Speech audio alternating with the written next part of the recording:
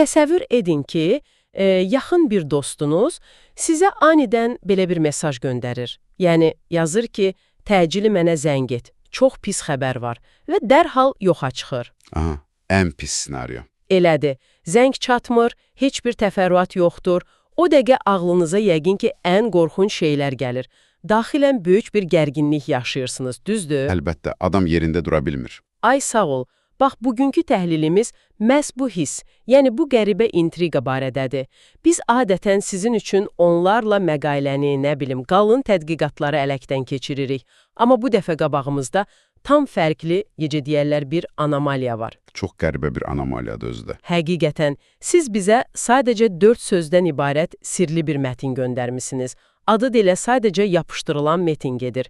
Və missiyamız bu çox kiçik informasiya qırıntısının bizdə niyə belə güclü psixoloji reaksiya yaratdığını anlamaqdır. Doğrudan da, yəni açığı çox qeyri-adi bir vəziyyətdir.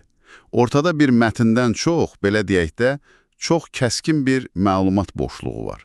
Yaxşı, gəlin əlimizdəki yeganə faktiki informasiyanı səsləndirim. Deməli, mətn belədir, Salahla bağlı pis xəbər və salam. Və bitdi. Başqa heç nə yoxdur. Heç nə yoxdur. Heç bir detal, heç bir kontekst verilmir. Yəni, söhbət indi məşhur futbolçu Salahdan gedirsə, bəlkə sadəcə sevimli butsunu itirib. Ya da məşqə gecikib. Hə, bəlkə də. Bəlkə fərqli bir kluba transfer olur.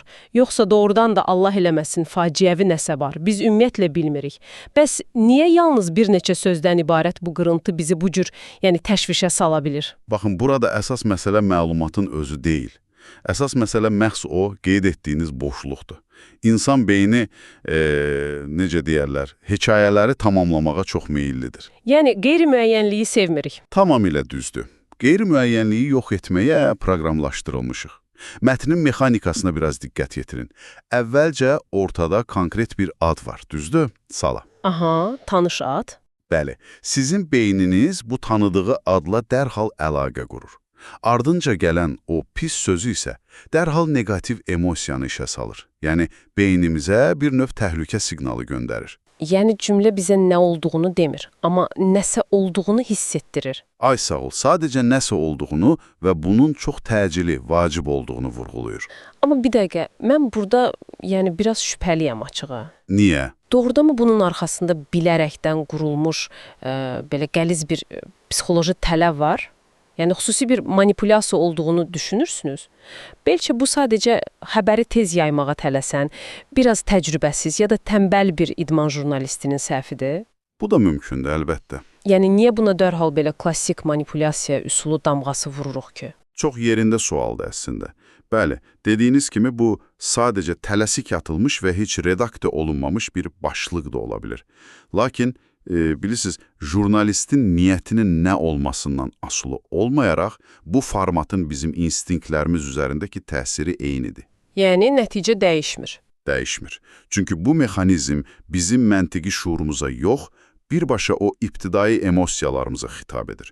Məsələn, cümlənin sonundakı o xəbər sözünə baxın. Hə, hamısı böyük hərflərlə yazılıb. Elədir, bütün hərflər böyüklə yazılıb. İstər qəsbən edilsin, istərsə də təsadüfən bu cür qışqıran, belə diqqət çəkici format bizim məntiqi süzgəçlərimizi yan keçir. Bizdə o boşluğu doldurmaq ehtiyacı yaradır. Yəni, adam avtomatik olaraq klikləyib nə baş verdiyini öyrənmək istəyir. Məhz belə. Məqsəd də zaten odur. Yəni, məlumat azlığı bəzən ən böyük səs-küyü məhz elə beynimizin içində yaradır desək, yanılmarıq. Məncə sizin, bizi dinləyənlərin buradan götürməli olduğu əsas dərs də elə budur. Bəli, razıyam. Gündəlik həyatınızda, sosial şəbəkələrdə qarşınıza çıxan bu cür qısa, emosional yüklü xəbər qırıntıları əslində tam reallığı əks etdirmir.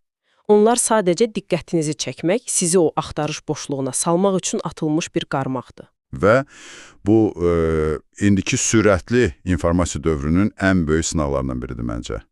Biz ekranda belə həyəcanlı, emosiyaya xitab edən bir söz görəndə dərhal reaksiya verməyə təhrik olunuruq. Sanki barmağımız öz-özünə klikləyir. Elədir. Lakin tam tərsi olmalıdır. Belə məqamlarda bir anlıq dayanmaq və əskik olan detalları axtarmaq lazımdır. Yəni, sual verməliyik. Nə baş verib? Mənbə haradadır? Və ya kontekst niyə gizlədilib, düzdür? Ay sağ ol. tənqidi düşüncəni məhz bu anlarda işə salmaq lazımdır. Ancaq belə olanda beynimizin o ilkin qorxu ya da klikləmə refleksinə məğlub olmarıq.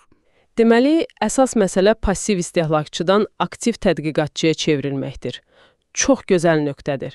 Bu isə məni sizin özlüyünüzdə düşünməyiniz üçün maraqlı bir ssenari ilə baş-başa qoymağa vadar edir. Aha, buyurun. Baxın, bunun üzərində düşünün. Təsəvvür edin ki, gələcəkdə bütün informasiya axını belə dolğun, səbəb-nəticə əlaqəsi olan məqalələrdən ibarət olmayacaq. Yalnız emosiyalara xitab edən bu cür qırıq, 4-5 sözlük başlıqlardan ibarət olacaq. Olduqca yorucu səslənir. Həqiqətən, hər şey elə bil dostunuzun o yarımçıq və narahat edici mesajı kimi gələcək.